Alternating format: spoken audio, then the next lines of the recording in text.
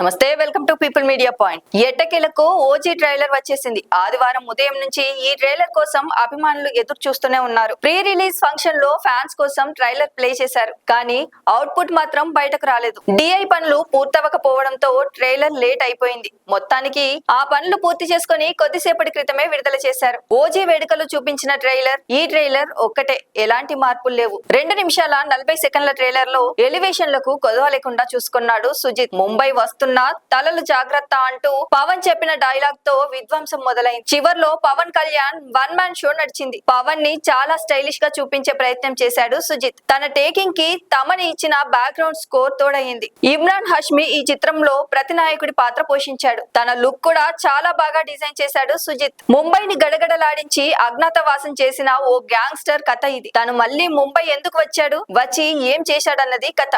OG teaser లో అలాంటోడు మళ్ళీ వస్తే అనే డైలాగ్ బాగా పాపులర్ అయింది. అంత పవర్ఫుల్ డైలాగ్ ఈ ట్రైలర్ లో కనిపించలేదు.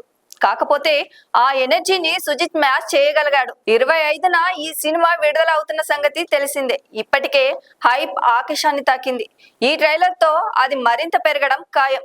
లైక్ చేయండి, షేర్ చేయండి, సబ్స్క్రైబ్ చేయండి. మరిన్ని వీడియోల కోసం బెల్ సింబల్ పై క్లిక్ చేయండి.